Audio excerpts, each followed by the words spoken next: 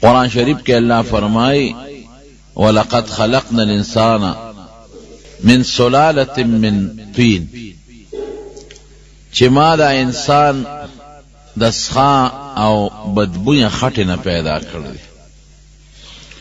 او بیا دا آدم علیہ السلام اولاد دے دا یو گندا ساس کی نہ پیدا کردی وَإِن كُنْتُمْ فِي رَيْبٍ مِّنَ الْبَعْثِ فَإِنَّا خَلَقْنَاكُمْ مِنْ تُرَابٍ ثُمَّ مِنْ نُطْفَةٍ ثم من علقة ثم من مضغة مخلقة وغیر مخلقة چی نکم استاسو دا خورنا پیدا کردی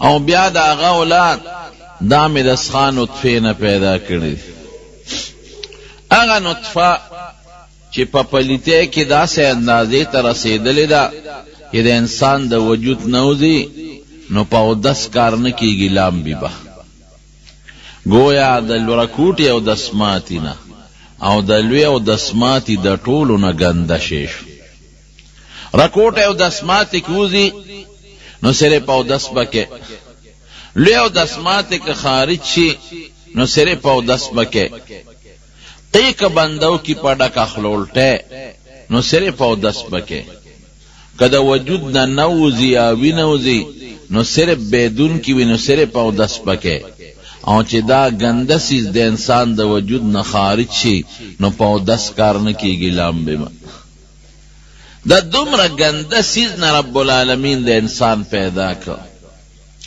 دا گنده سیز د مور په ګېډه کې بیا په وینه باندې بدل شو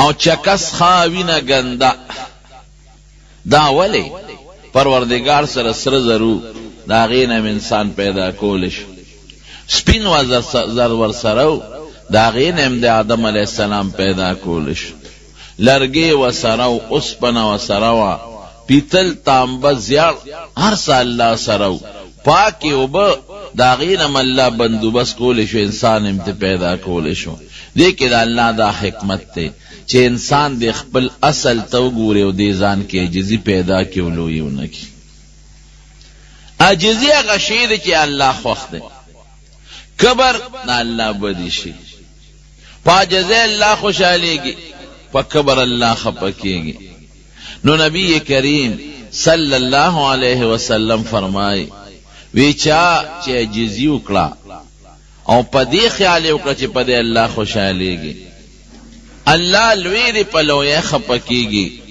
او پا جزے خوشحالی گی دی دانوی چے زب معاشرہ کے کمزور شم دا خلق پا نظر کے بس پکشم نا رفعہ اللہ بدیو چت کی عزت بول کی و مرتبے بولاور کی دا دوار و جہان و مبارک سردار سمر الوی شخصیت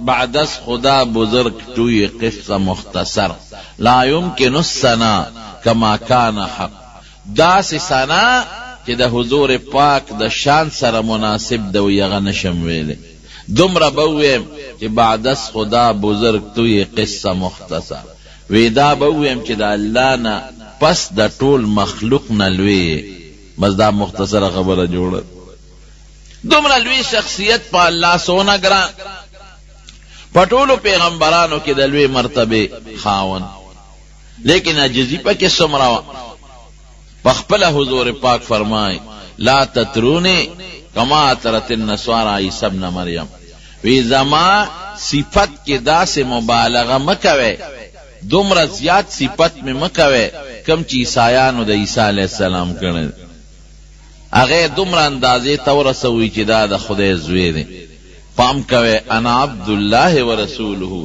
زرون بے دا خدای بندے ماں کے بندگی دا او دویم نمبر بیاور پسے دا اللہ رسول زما بڑی صفتونه نکوي چې د خدای مرتبه ته مې ورسوي لکه عیسایانو چې د عیسی علیہ السلام په حق کې کړی دي یا يهوديانو د عزیر علیہ السلام په حق کې کړی دي پام کوي ګوره زنه خدای نه ما کې د خدای صفتونه شته او نه د خدای مرتبه ته رسیدې شم دا حقیقت ترونو ګوره زه د الله بنده او د الله رسول نو دومره لوی شخصیت چې پټولو پیغمبرانو کې د لوړ مرتبه خاوند دی او بیام حضور پاک څومره خپل عاجزي کوي.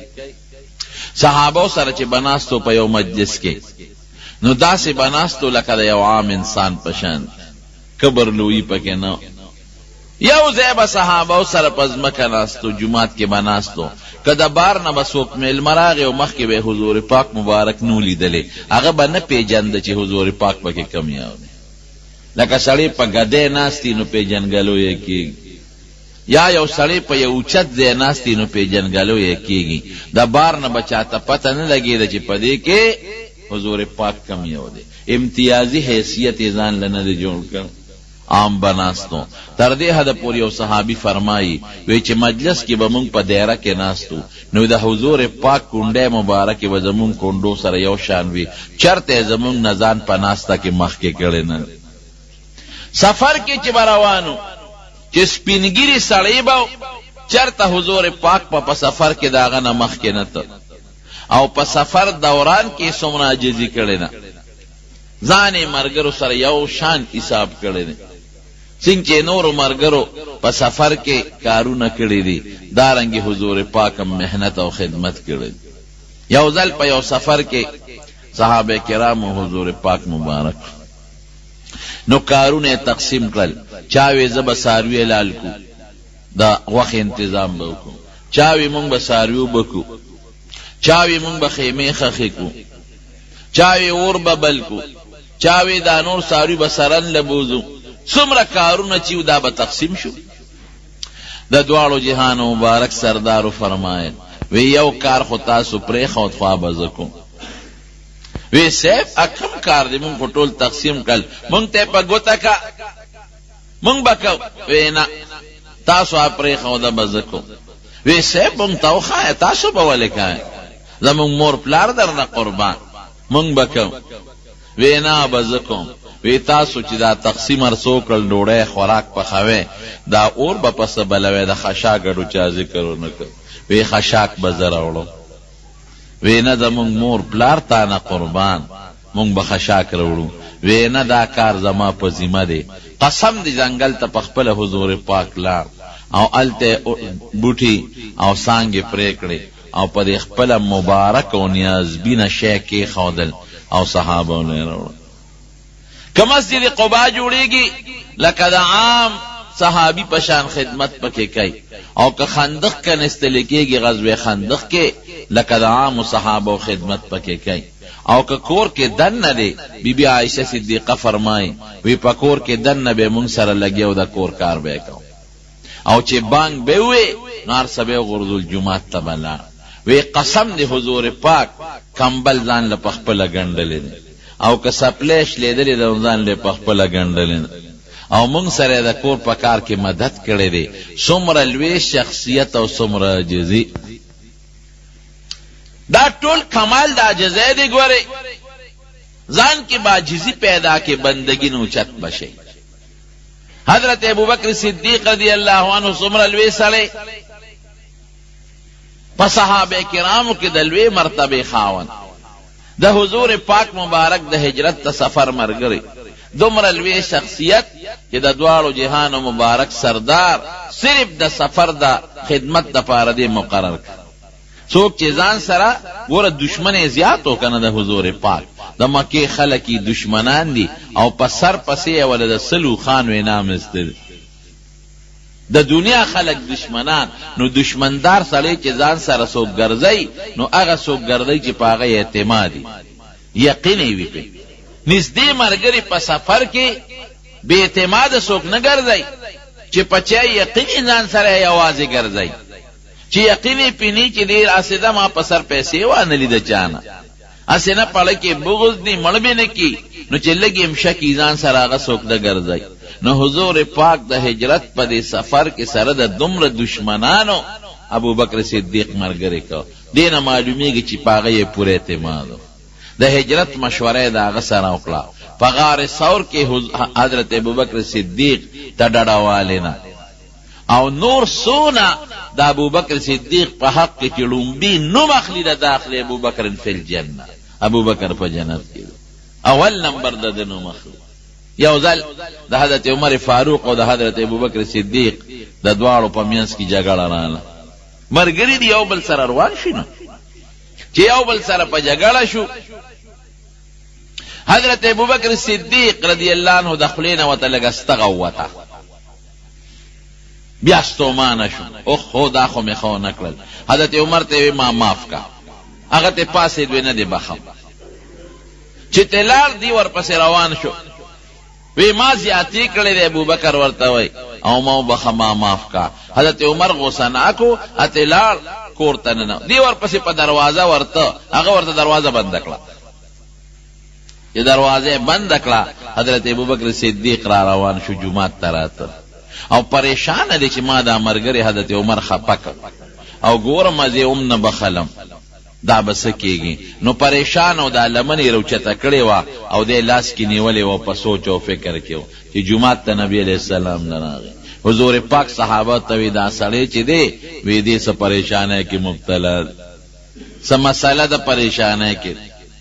حضرت عمر چې کور ته لاړ ساعت تیر شو، هغه وی چې یاره دا ما څه وکړل، ټیک ده چې مثلا زه وچېړلم او ما باندې لږه سختي وکړه، خو چې کله ما نه بخښنه غوښته نو پکار دی چې ما بخښلی، او چې کور ته راپسې راغی نو ما له نو پکار چې دروازه مې ورته بنده کړې وې، پکار و چې ما ورته معافي کړې وې، دا خو غلطي وشوه. نو هغه م را روان شو، راغی چې اورېږه ورځم چې جوړه ورسره وکړم. نبی علیہ السلام د حضرت ابوبکر صدیق رضی الله عنه تپوس وکړ ابوبکر ولې پریشان ہے؟ وی صاحب عمر ترا زما د خولې لږ استغه وکړ. نو امانه خپه شو، نو رانه کور ته لاړ، ورپسې لاړم. دی کې عمر راغی، حضور پاک حضرت عمر ته په غصه شو او فرمائی هل تارکو لی صاحبی، زما دا مرګري به پرېږدی معاف پکې. ابوبکر یادی حضرت ابوبکر صدیق وایي چې دا الله رسوله غلطي ما نه شوې ده، دنه نه ده شوې.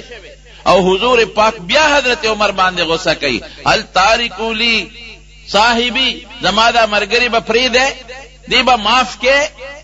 حضرت ابوبکر بیا وی صاحب ما نه غلطي شوې، دنه نه ده شوې. او حضور پاک حضرت عمر ته غصه او فرمایي د دواړو جهانو سردار وی زما دا مرګري به معاف کې. وی هغه وخت چې ما وی د پیغمبر تاسو ټول وی کذب ته دروغ دی وی او ما ته ابوبکر وی صدق ته رښتیا دی وی، تاسو ټول ما نه بل طرف ته وی دا زما مرګري.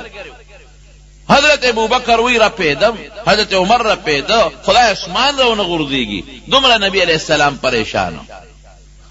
دا ابوبکر صدیق خفګان نشو، ما غلطی ما کړې ده، تا کړې ده، خو دله دونه ابوبکر صدیق خفه کېده. او یو مقام کې نبی کریم صلی الله علیه وسلم او فرمایل د وفات نه لغونې مخکې وی په ما د هیڅ احسان نشته، که دا چا احسان په ما وي د هغې بدل هغه له خلاص کړی، په دنیا کې مې خلاص کړی، په ما د چا احسان نشته. یو کس دی چې د هغې احسان زما په غاړه کې پروت دی، هغه له به هغه د احسان بدل الله د قیامت پر ورځ خلاصوي چې هغه ابوبکر صدیق دی.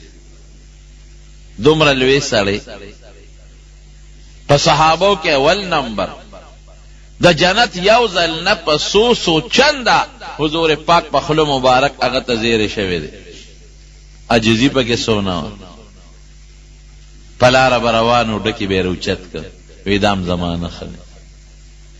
باغ ته به لاړ، د باغ دی بوټو ته څانګو ته به یې کتل، وی دام ما نه ښه دي. مرغۍ به الوته را الوته، وی دا مرغۍ زمانه ښه ده. یو ځل وی افسوس چې د ابوبکر مور ابوبکر نه وي زیږولې، نو څه خبه وه. دومره عجزي وه پکې، ټوله شپه به یې پروردګار ته ژړل، تلاوت به یې کو.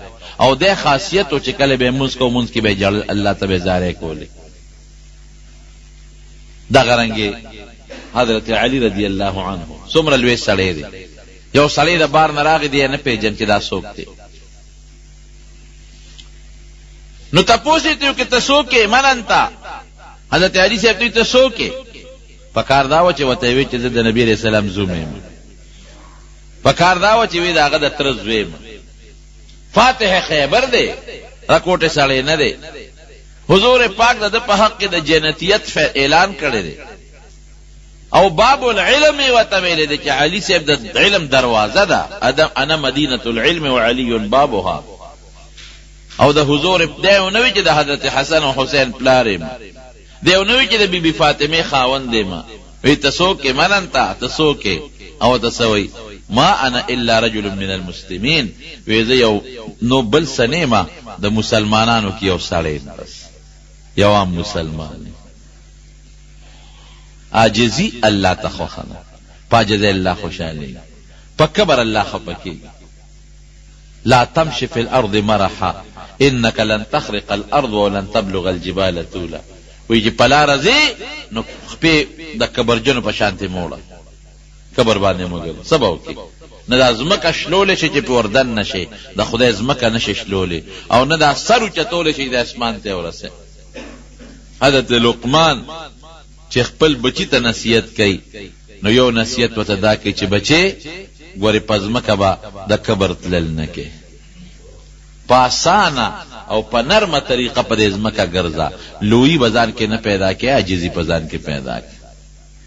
نو پاجزه الله خوشالي څومره چې الله انسان کمال ته رسي، ګوري پاجزه رسي، په کبر کمال ته نشي رسیدي. زمونږ د دارالعلوم دیوبند چې کوم بانی مبانی دی او د ټولو استاد دی مشر مولانا قاسم نانوتوی رحمت الله علیه، ډېر لوی سړی و. د دارالعلوم دیوبند بنیاد دی خوده دی د شاه عبدالغنی رحمه الله شاګرد.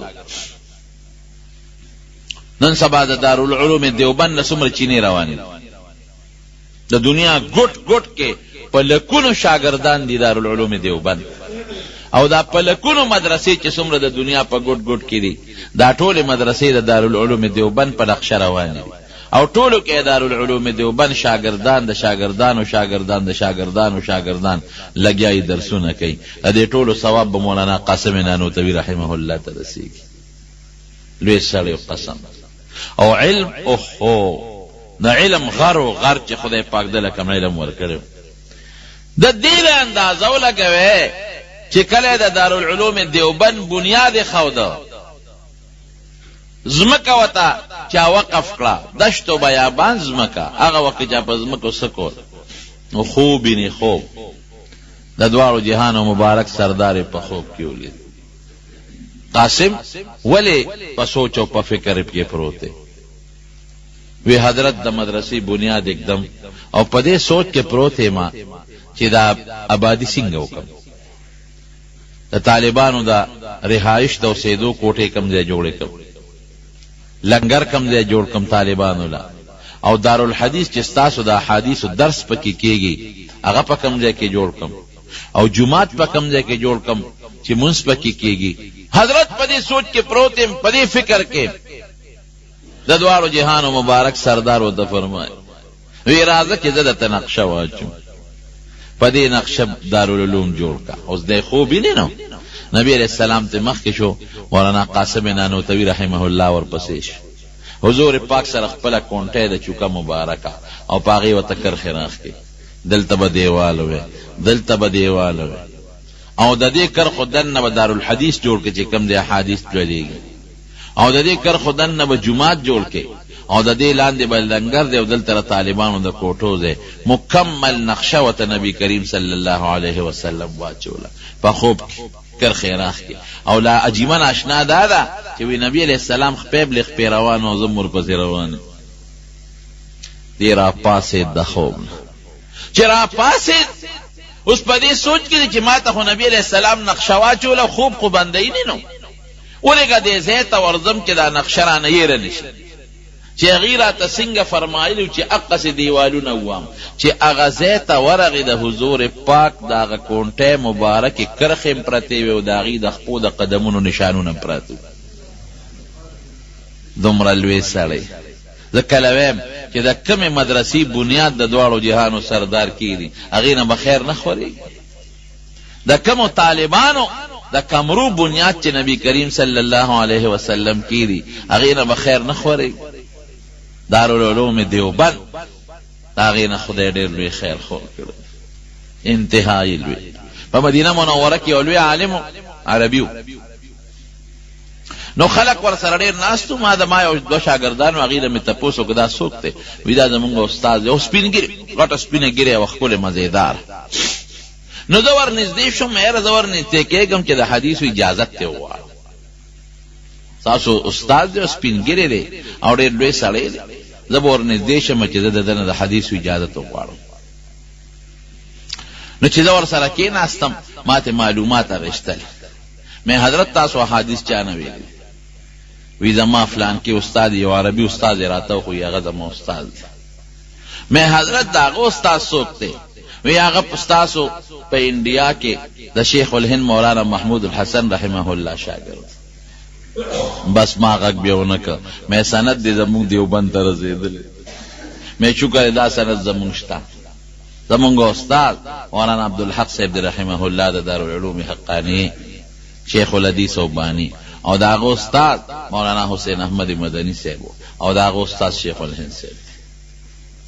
ما ګور عربو کې لوی شيوخ دا د دارالعلوم دیوبند شاګردان دي په افغانستان کې، پاکستان کې، بنگلاديش کې، او دارنګه دا نور ملکونه چې څومره دي، برما دا او کدا نور علاقې، دا ټولو کې اکثریت د دارالعلوم دیوبند بچي دي. نن په دنیا کې ګوره څومره د دین کار چې کېږي. تبلیغی حضرات مولانا الیاس صاحب رحمت الله علیه الله ته څونه کار واغشت، دا هغه استاد شیخ الهند صاحب، او د شیخ الهند صاحب استاد مولانا قاسم نانوتوی رحمت الله علیه. نو دومره لوی سړی دی، عجزي څونه ده، عجزۍ ته ګوره. یو ځل یو په هندوستان کې یو کلی شاه جهان پور به وته، هغې کې به کال په کال د غیر مذهب او د مسلمانانو په منځ کې باسونه کېدل. هندوان به م راغونډ شو، سیکان به مو، مسلمانان به مو، انګریزان به مو.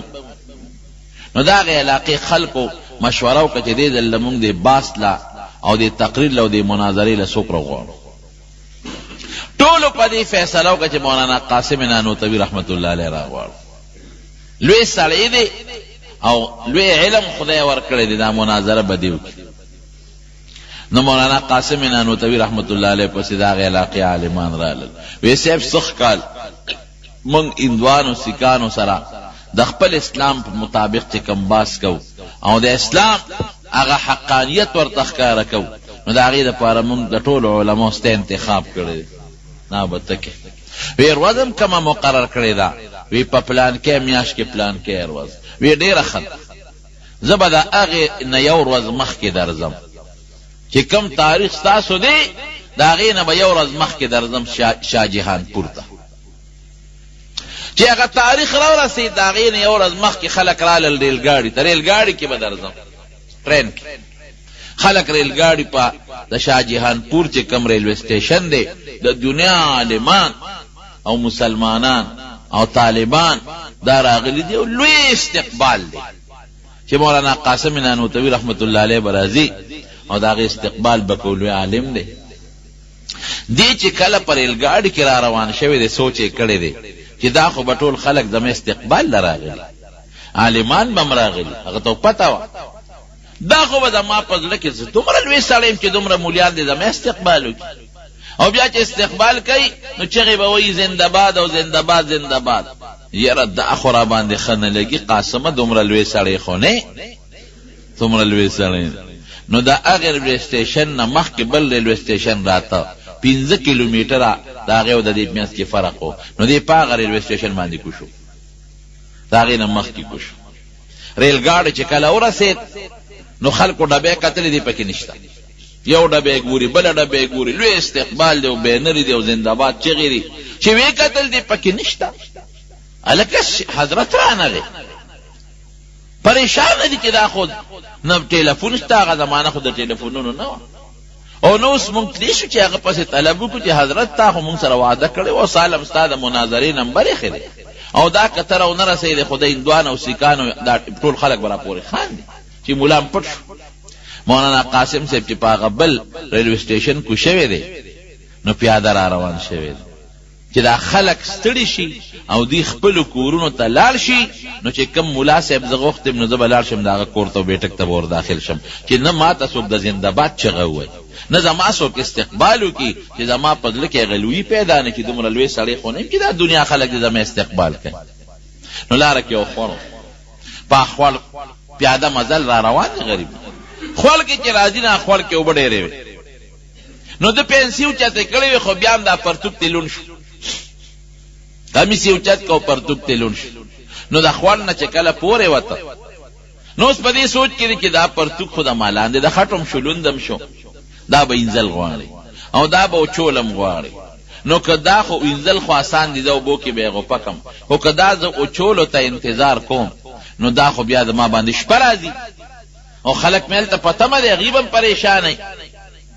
نو دا چلی وکړه چې لنګ یې وواو او هغه خپل پرتوګ یې راواغېسته چې کوم لوند او د خټو شوی هغه یې ووینځه او کونټه یې ورسره وه چې زه په لاره به دا پرتوګ په دې کونټه کې ورکمه او په دې اوږه د پاسه به اوچت ونیسم نو هوا به وی او نور به پرې لګي نو په دې بوچي. الله اکبر، فقیرانه شان دی. سړی کم سړی دی؟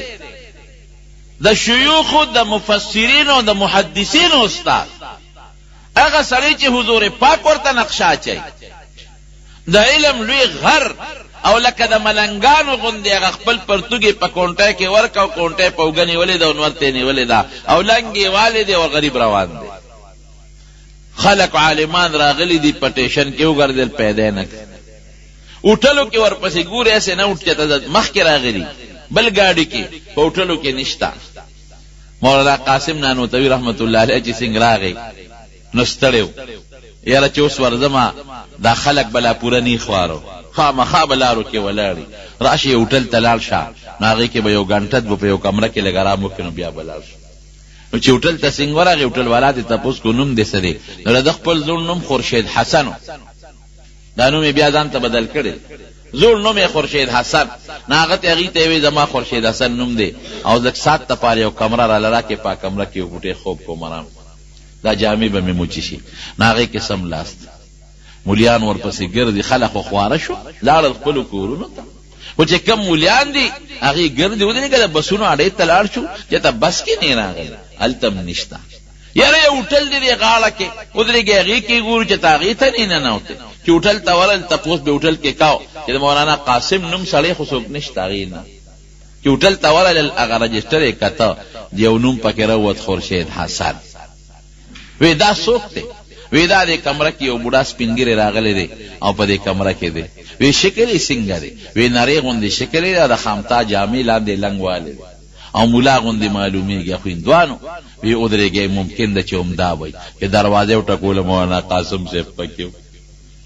حضرت مونږ خو ستا لوی استقبال دپاره ولاړو په ګاډي ټرین کې په ریلوې سټیشن کې او د علاقې ټول علما او عوام الناس او د هندوانو سیکانو سره مقابله و. نو مونږ خپل شان نن خاو چې دا به لوی شان کتاب مونږ بوزو.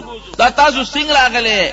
وی دقې خبرې نه مې ځان پټ کړی ځکه هوټل کې کمره کې دی رہی. قاسم دومره لوی سړی نه دی چې تاسو د په لویه مجمع کې د هغه د زنده باد چغې ووهئ. قاسم دومره لوی سړی نه دی چې دومره لوی علما دی د هغې استقبال ته په لارو کوڅو کې ولاړ. شیخ الهند صاحب دی فرمایي یو ځای کې مونږ ناستو، وی زمونږ دا خیال نو چې زمونږ شیخ دننه کمره کې ناست دی. وی زوما او نور ملګري دي، وی دې کې یو ملګري وی چې یاره د فلانکي کلي هغه قاري صاحب ډېر خشته ښکلی اواز دی، نو سار مانځه کې هغه پسې ځو چې هغه پسې مونځ وکړو، ډېر خشته قاري دی او خشته اواز یې دی. وی یو کس پکې وی چې کم وی فلانکې، وی یاره قمقلو هلته ځو، هغه خو زمونږ مولانا قاسم صاحب ته کافر وی. نو موږ هغه کافر پسې مونځ کوو، زمونږ شیخ ته کافر وی او ته وی چې هغه پسې ځو. هغه چې چا خولې نه خبره وته و هغه وی ما ته خو دا پته نه و چې زمونږ شیخ ته کافر وی، خو اواز یې ډېر خشته دی مې چې مونځ به ورپسې وکړو. مولانا قاسم صاحب دا خبره واورېده، ځان یې غلی. چې ماسخوتن کله مونځ وشو نو شیخ الهند صاحب وی مونږ چې کوم ملګري ناستو وی مونږ ته وی چې سار وختي به پاسو مونږ به یو بل جومات کې کوو. ډېره ښه سار وختي پاسو تهجد یې وکړل.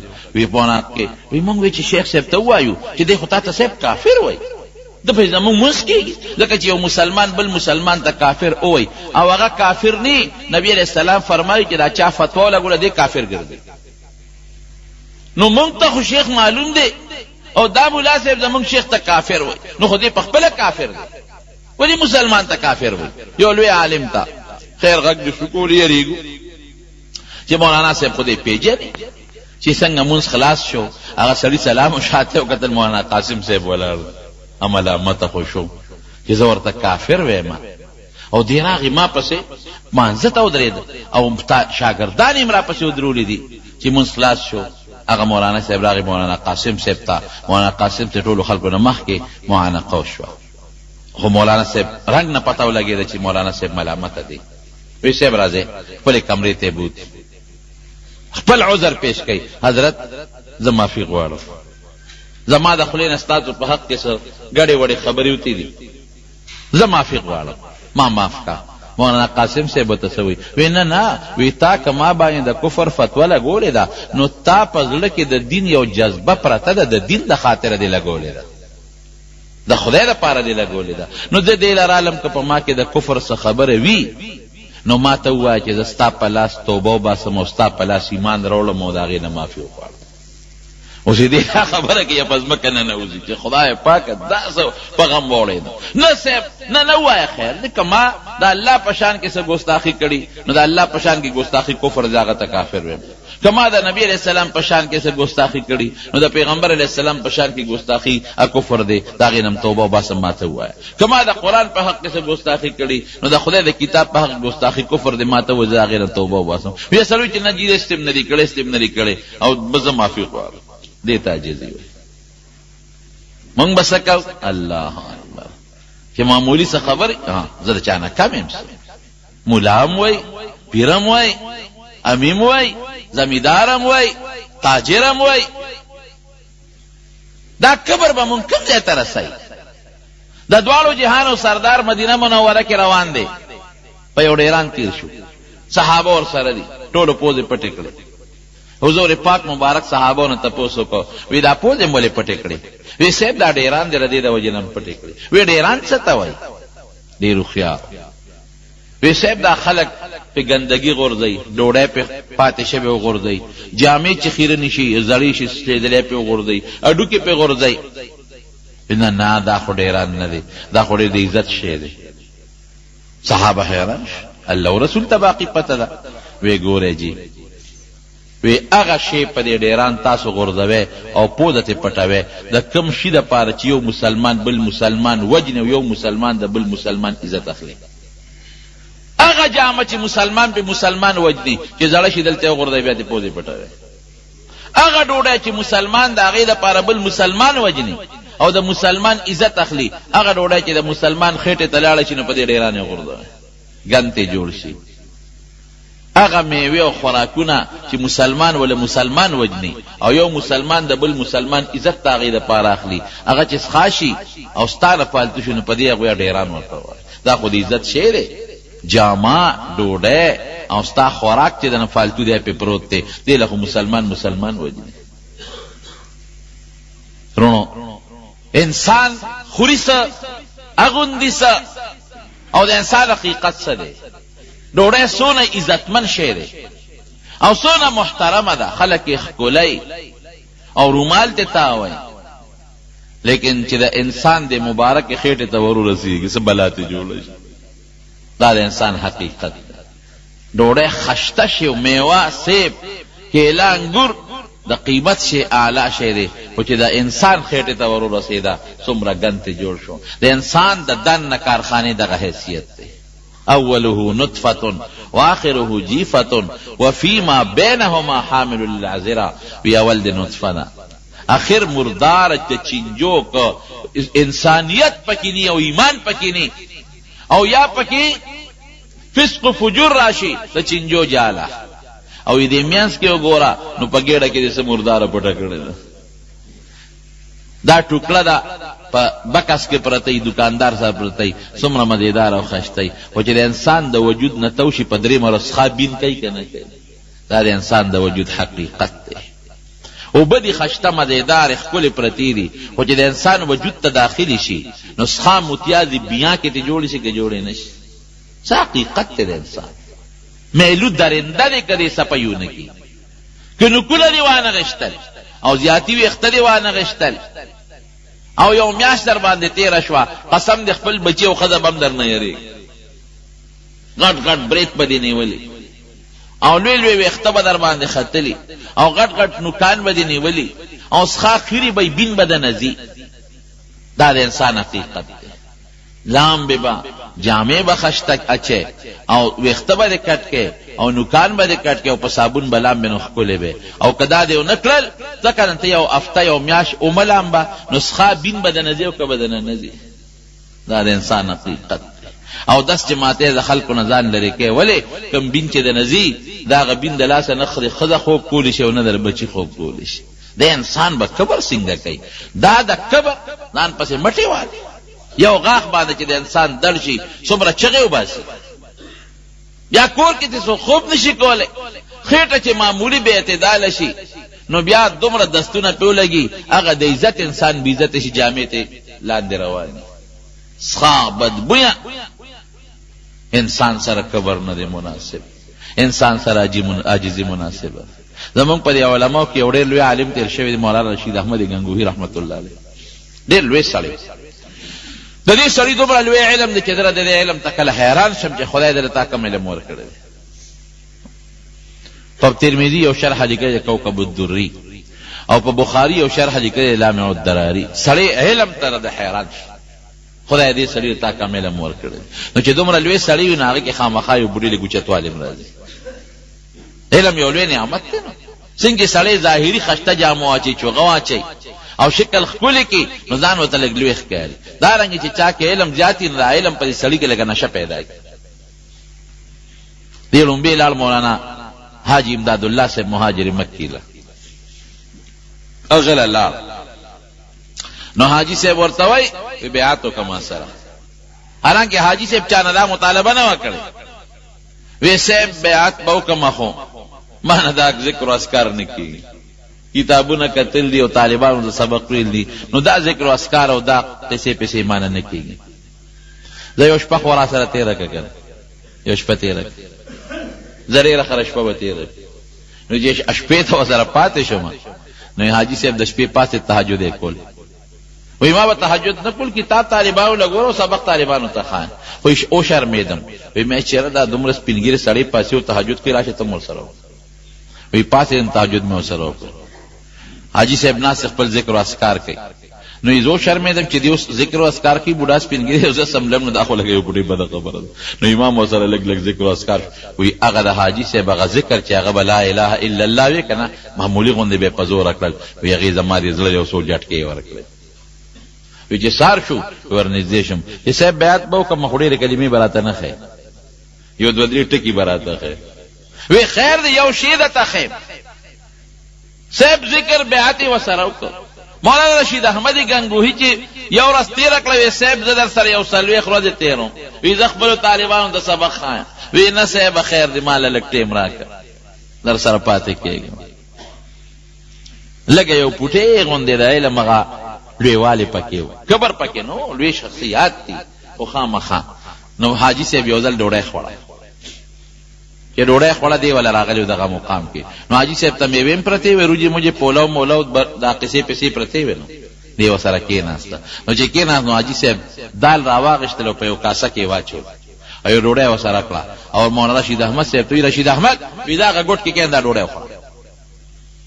اوس قبل مرید وکنه د دې زماني مرید بشیر جان غوندې مرید وی به چې خد دې ته پیر وای په خپل غوخه خوري او مال دال را په خپل لګیا دی او سیب دا دغه خوري روجي خوري او بریانی خوري او چرګان خوري او مال ډوډۍ راکړه او غاړې تکین او دال راکړه دا پیری مریدی بیاړو پکار نن سبا خو تکلاغه پیر دي چې خشته لنګر چلے مریدان داغه پیر ډیر صفاتونه کوي تاسو تاسو کې مرید بداغه پیر خشته لنګر دی ډېر مزیدار غوښې دي سرې کړي دي پکې هلکه ته ډوډۍ لځې او د ډوډۍ لپاره پیري مریدي کې هوټل والا نه بیا وکړه بیعت د هوټل والا نه وکړه هغه ډېر شیدونه پخوي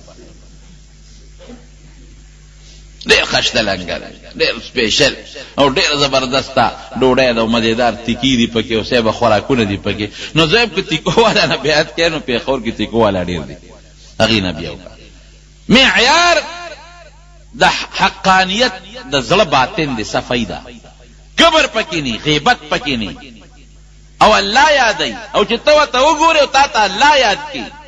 اولیاء څوک دي؟ نبی علیہ السلام فرمایي هغه خلق دي چې دی ولیدلی شي الله ورته یاد شي. نو کدا سي دې زماني پیری مریدي وای چې په تندر دی لګی دا په خپل مال دال راکړلو، نو له ډوړې لاس کې راکړلو، په خپل لګیا دي پولو نه خوري، غوخي ورو چرګان خوري. خو مولانا رشید احمد گنگوهی غاړه ته کېناست چې ډوړې وخوړه لګوندې دې حالی شید احمد دل تراشه رانه دې مولانا قاسم حاجی امداد الله صاحب لګیا دا غمخ کې هغه خوراکونه خوري. وی رشید احمد خپنه شي ځان لمه کړی، وی د دې دالو د ځان له ډوډۍ د خوراکم قابل نه وي، پکار دا و چې هغه مخامخ سپلو سره مې کېنولو چې دا مې در باندې سمولې، خو یاره لږ رحم مې در باندې وکړ، احسان مې در سره وکړ، دال او ډوډۍ مې در باندې مې وخوړه، د دې قابل هم ګورې او تسوي. وی حضرت وی زه د دې قابل نیم چې ستا د خانقاه او ستا د دې دربار د مریدانو سپلې سمې کم، د دې قابل نیم. وی دا دې را باندې لوی احسان وکړ چې نوړې ډوډۍ دې راکړو غاړه کې دې کېنولو، ا ډوډۍ ته واغېستو په شوټه پوی خوره بچي اوس ما سره، ته د دې قابل چې تعالی زه د خپل خلافت اوس درکم. اقر وز باندې خلیفہ قضا او زما په غدای کېنا او چې څنګه ما مریدانو ته لګیاوم او بیعتونه کول، تو زما په ځای کېنو خلکو له طریقې ورکاو. اجزا کې کمال دی. مولانا رشید احمد گنگوهی کم ځای ته ورسېد، یو ځل ناست دی اشراق مانځه د پاره ناست دی، یو طالب راغی، طالب شاته کېناست ادب د پاره، شاته ناست دی، مخ کې ناست د مانځه په انتظار دی، او طالب شاته کېناست ادب په خیال چې د ما استاد پر شاته کېنم چې دا استاد زما ډسټرب نشي، یعنی ذهن باندې بوج را نشي. چې مولانا رشید احمد گنگوهی رحمت الله علیه چې شیو ګرځولا طالب شاته ناست، دې په طالب پاتالي دوی کېنه طالب پاسې دوی نه با پاسې کېنه، او د استاد امر دی طالب کېناست. مولانا رشید احمد گنگوهی راغی طالب نشاته کېناست، وی چې څومره سات تا زما شاته ناست کړې دومره بدستا شاته ناست کوم، د خدا پیغمبر د حدیث طالب ولې ستا خو ډېر لوی حیثیت، طالب به پاسې دی کو پاسې دی خبرې کېنه، څومره سات چې هغه ناست کړو شاته کېنه. درس یو ځل بارې درس کو باران چې باران شو طالبانو منډه کړې، وی درس چې باران شو وی دې کوټې ته ځه، طالبانو کوټې ته منډه کړې، کتاب ولې کتاب لون نشي، څوک چا کتاب اوچت کچا صادر اوچت کچا ټپي اوچت تکړه، خو چې طالبان کوټې ته څنګه لاړل، مولانا رشید احمد گنگوهی رحمت الله علیه لاړ پیزار سره او خپل صادر غخور کو د طالبانو سپلې پیزار راخلی پاغې کې چې داغه نه پن راوتاړو، طالبانو من نکړي. حضرت داسه کې زمونږ د حدیث او شیخ او استاد او ته زمونږ سپلې خپل صادر کې او بیا غریب پن نو تړل، ودا لم دیږي نو دا به تر اوچته وی تاسو ټول د الله او د رسول خبرو کې مشغول یې، ټول ورځ لګیا یې. قال الله تبارک وتعالى قال رسول الله صلی الله علیه وسلم، وجبم د خدای او د رسول خبرې چلیږي، نو چې تاسو پیزار اوچت نکم د چا پیزار بوچت دی، لوی خلکو کې ګټلې د پدا عاجزه ګټلې، عاجزی الله به خوشاله. من تواضع لله رفعه الله، سوچ د الله د پاره پزان کې عاجزی پیدا کی چې الله په عاجزی خوشاليږي، او زبم عاجزی کوم کبر لوی بنکم. نو پروردگار نبی علیہ السلام فرمای عزت الله پلاس کړي الله بولی عزت ورکړي، او چې کم لوی کوي ځان کې کبر پیدا کی، نبی علیہ السلام فرمای وضعه الله، الله وی سر بدلو ام کتب دک باجد الله خوشاله. او عاجزی دا نه چې جامع بشلې دلې چې عاجزی دې تنوي چې سپلای بدشلې دلې، عاجزی دې تنوي چې صادر بدشلې دلې او جامع بنې نه. حدیث پاک ته ان الله جمیل یحب الجمال، الله ډولې دې او ډولې خوخي جامع پاکه باچه، سپلای خ پالش کړي چاو، صادر خ خشتا چاو، پټکی خ صفا چاو، صابون سره لامبا، خوشبو نبی علیہ السلام پورې کړي ده بالکل استعمال وا. عاجزی دې ته وای چې بل مسلمان ته بس پک نه ګوره، دې عاجزی وای. دا بنوي چې زما پچان جامه ده چا، زما پچان مسلمانی ده چا، بل مسلمان تسپک قتل او بل مسلمان د ځان نه کمزورې ګڼل دا کبر دی، دا به نه کوي. خپله معاشره کې تا سره یو طالب العلم ملګری دی، هغه ته به سپک نه ګورئ. تا سره خپل ګاونډ کې یو غریب ملګری دی، هغه ته به سپک نه ګورئ. تا سره په دکاندارۍ کې یو غریب ملګری دی، هغه ته به سپک نه ګورئ. دا پکې لا څه شی دی چې یم خوځې هم چمن دیګرې نیست ما پشان لا څوک داسې به نه. دې ته عاجزي وایي. عاجزي دی نه وایي چې جامې به دې شلېدلې او پیزار به دې شلېدلې او جامې به شلېدلې چې او څادر به شلېدلې. دې ته عاجزي ده. نو جو انکسار دا هغه صفت دی چې دا په الله کې نشته. الله لوی ذات دی. دا الله پاک د مسلمان دپاره خوښ کړی دی. نبی کریم صلی الله علیه وسلم چې بر اسمانونو ته لاړ او د پروردګار سره ملاقات وشو، نو الله یې تپوس کړي چې څه تحفه دې ماله راوړې ده. ور دا عجیبه تپوس دی. اوس الله له به څه تحفه وړې؟ الله سره خو هر څه شته. ماله دې څه تحفه راوړې ده؟ خایا شابه. نو حضور پاک مبارک هوښیار او وحی به ورته کېدله. وی الله داسې تحفه مې دله راوړې ده چې تا سره نشته. داسې تحفه مې دله راوړې ده. ته به حیران چې به څه تحفه چې الله سره نی. التحیات لله والصلوات والطیبات. الله د بدن، د مال، د جبې عاجزي مې دله راوړې. په جب هم ستا په دربار کې زاری کو التحیات، او د مال په بنیاد به ستا په دربار کې عاجزي کو، او د وجود په اندازه په خپل وجود به هم ستا په دربار کې عاجزي کوم. عاجزي مې راوړې ده په خوله، په بدن، په مال کې. دا عاجزي تا سره نشته. نو چې دا واقعي چې دا د خپل عاجزۍ اظهار وکړو، الله وی السلام علیک ایها النبی ورحمت الله وبرکاته. زما تسلیمات، سلامونه او رحمتونه او برکتونه دې پتا نازل. نو حضور پاک بیا سوی ځان سره په نبی علیہ السلام خو رحمت نازل شو، سلام شو، نو ګناه امت پاتې شو. السلام علینا وعلى عباد الله الصالحین. زما په نیکانو بندگانو او پما او زما په غریبانانو، زما په نیکانو امتیانو او پما او زما په غریبانانو امتیانو دې ستاره طرف نه سلامتی. هغه د پیغمبر علیہ السلام د عجزې خبره او د الله ذوالجلال هغه سلام او بیا د نبی علیہ السلام د عجزې هغه درخواست امت لپاره دون الله ته خوښ شو چې منځ کې دله لازم کړو. منځ کې به عاجزي دا ډېر د کمال شی دی. څومره چې د ځان عاجزه کړ هغه امر به د الله خوښي. او د دنیا نعمتونه دا د الله سره دي، ګورې بنده سره نه دي. وما بكم من نعمة فمن الله. څومره نعمتونه دي، که مال دی، که دولت دی، که روغ صحت دی، دا ټول د پروردګار سره دی. نو عاجزي به کوو، لوی به نه کوو. لوی به خدای ګڼو، ځان به عاجزه ګڼو. چې عاجزي دې پیدا کړه. ګوره سجده په مانځه کې وایي دا د عاجزۍ نښه ده. څومره چې تندې په خاورو کې راښ کړه دا د عاجزۍ نښه ده. دا رکوع چې کې دا د عاجزۍ نښه ده.